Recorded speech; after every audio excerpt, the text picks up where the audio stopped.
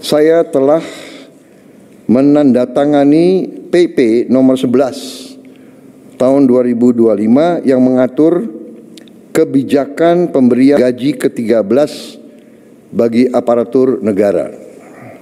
Gaji ke-13 tahun 2025 akan diberikan kepada seluruh aparatur negara di pusat dan di daerah, termasuk PNS, pegawai pemerintah dengan perjanjian kerja, prajurit TNI dan Polri, para hakim, serta para pensiunan dengan jumlah total mencapai 9,4 juta penerima. Gaji ke-13, besaran pemberiannya adalah bagi ASN Pusat, prajurit TNI, Polri, dan hakim meliputi gaji pokok, tunjangan melekat, dan tunjangan kinerja.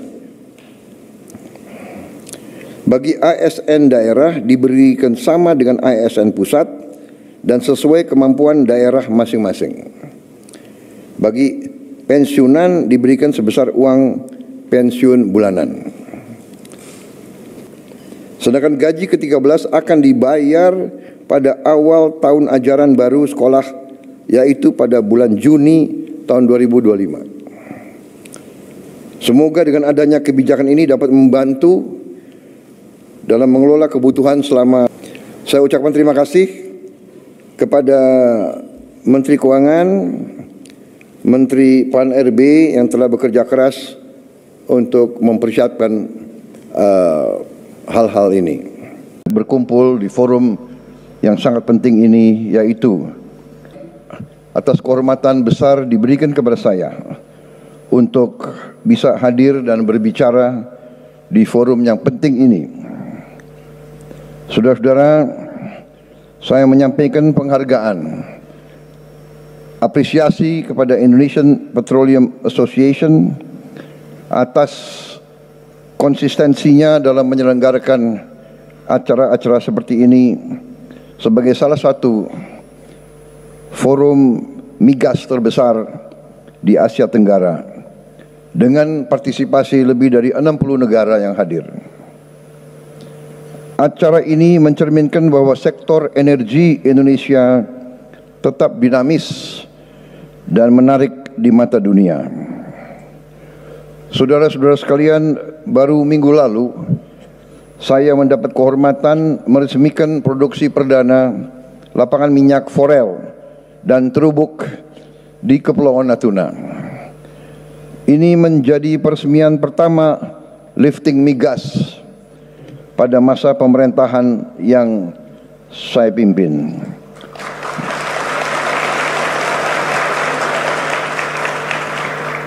Lapangan ini menghasilkan tambahan 20.000 barel minyak per hari dan 60 juta standar kaki kubik gas per hari. Angka yang sangat signifikan dibandingkan tren beberapa tahun terakhir.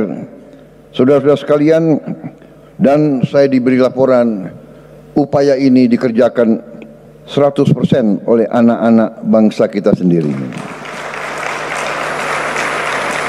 Ini bukan hanya pencapaian matematis, bukan pencapaian teknis, tetapi adalah tonggak yang sangat penting dalam upaya kita terus-menerus untuk mencapai swasembada energi nasional. Saudara-saudara sekalian, saya selalu mengatakan bahwa kedaulatan suatu bangsa dijamin oleh kemampuan bangsa itu untuk memenuhi pangan untuk bangsanya sendiri, dan kedua, kemampuan bangsa itu untuk memenuhi kebutuhan energinya sendiri. Kelangsungan hidup suatu bangsa, survival bangsa kita, survival bangsa-bangsa tergantung kepada hal dua tersebut. Saudara-saudara, saya bersyukur, saya bangga, saya terima kasih dengan semua unsur yang membawa kita dalam waktu singkat. Baru beberapa bulan kita bertanggung jawab atas pemerintahan Republik Indonesia. Baru saja kita melewati 6 bulan pemerintahan kita, tetapi produksi pangan kita sudah melampaui target dan perkiraan kita sendiri.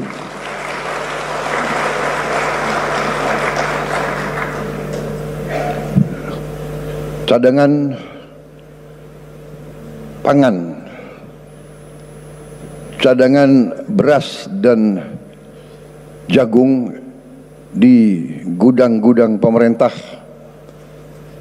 saya diberi laporan merupakan cadangan beras dan jagung terbesar sejak negara kita berdiri. Sejak sejarah Republik Indonesia, cadangan beras dan jagung yang ada di gudang pemerintah adalah terbesar dalam sejarah Republik Indonesia. Bahkan beberapa saat yang lalu kita khawatir tidak cukup gudang untuk menampung produksi tersebut, sehingga saya perintahkan untuk membangun gudang-gudang improvisasi. Saudara-saudara, apa yang kita capai di bidang pangan ternyata bukanlah sesuatu yang terlalu pelik. Yang penting adalah kebijakan-kebijakan yang kita ambil adalah kebijakan-kebijakan yang masuk akal, common sense, masuk akal, menyelesaikan kesulitan, menyelesaikan masalah, dan berorientasi kepada kepentingan bangsa dan rakyat Indonesia. Asal itu menjadi pegangan kita, hasilnya sangat cepat kelihatan. Demikian juga di bidang energi, garis kita juga sederhana. Kita mengerti bahwa potensi energi kita sangat-sangat besar. Tadi saya diberi laporan sekian puluh blok migas yang siap kita tawarkan secara besar-besaran. Saya minta badan-badan regulasi sederhanakan regulasi.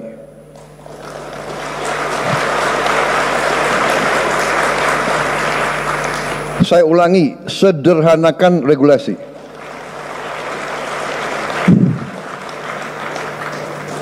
Ini ada kecenderungan, ya, tidak hanya di Indonesia, tapi Indonesia ahlinya. Indonesia ahli membuat regulasi yang demikian sulit untuk kita sendiri. Ini harus kita kurangi. Pejabat yang tidak mau mensederhanakan regulasi akan saya ganti, akan saya copot.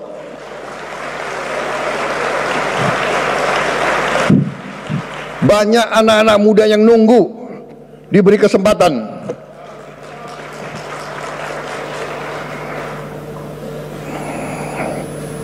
Saya minta dirubah budaya. Kalau bisa dibikin susah, kenapa dibikin gampang? Robah cara berpikir seperti itu. Cara berpikir seperti itu tidak boleh lagi kita biarkan di republik kita yang kita cintai ini, saudara-saudara.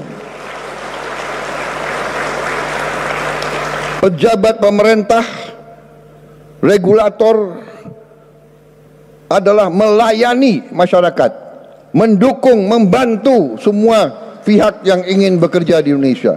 Kita butuh hasil yang cepat untuk rakyat kita. Dunia berubah, yang lamban, yang malas,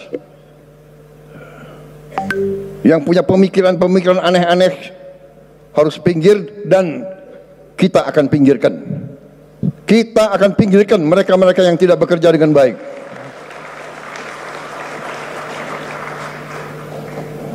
Sederhanakan semua proses. Buat iklim sebaik mungkin untuk semua pihak yang ingin bekerja, dari luar negeri maupun dari dalam negeri. Saudara-saudara, tapi kita mengerti potensi kita sangat besar. Potensi energi terbarukan kita luar biasa. Geotermal kita luar biasa. Potensi kita energi hidro sangat besar. Energi dari angin, energi dari gelombang ternyata sangat besar. Saya baru bicara dengan beberapa pakar dari universitas terbaik di luar negeri. Baru kemarin mereka ceritakan bahwa di laut-laut kita terdapat sumber-sumber energi yang sangat besar, yang teknologinya sekarang sudah ada. Kita sangat-sangat optimis sebentar lagi kita tidak hanya swasembada energi, kita akan kembali mensuplai energi kepada dunia, saudara-saudara sekalian. Jadi saya hari ini saya berterima kasih mendapat kehormatan ini, dan saya mendorong semua pihak dari dalam dan luar negeri ini, silakan Anda masuk ke peluang-peluang yang kita berikan, dan kita juga sudah siapkan suatu dana investasi yang besar, yaitu Danantara Indonesia, yang juga siap berinvestasi secara strategis dalam proyek-proyek energi yang tersedia, bersama-sama kawan-kawan di luar negeri untuk mendorong kebutuhan kita. Saya menyambut baik komitmen industri migas Indonesia untuk mendukung transisi energi melalui berbagai inisiatif, termasuk tadi carbon capture and storage dan inovasi-inovasi yang lain. Saudara-saudara sekalian, mari kita bekerja sama, kolaborasi pihak swasta dalam negeri, swasta luar negeri, BUMN, pihak pemerintah dari semua tingkatan. Mari kita bekerja semuanya bersama-sama untuk mencapai tujuan yang kita harus capai. Kalau kita tergantung dari impor terus, sumber daya kita sangat besar yang kita keluarkan. Hampir 40 miliar dolar tiap tahun, yang hal ini bisa sebenarnya dan seharusnya digunakan untuk membantu rakyat kita di bidang-bidang strategis, pendidikan, kesehatan, untuk mengurangi dan menghilangkan kemiskinan. Ini potensi yang bisa kita gunakan. Saya percaya dengan kerjasama kolaborasi tadi yang saya katakan, kebijakan-kebijakan akal sehat, kita akan mencapai yang kita inginkan. Terima kasih atas perhatian saudara-saudara sekalian. Sekarang saya mendapat kehormatan untuk secara resmi membuka konvensi dan pameran tahunan ke-49 Indonesian Petroleum Association. Terima kasih.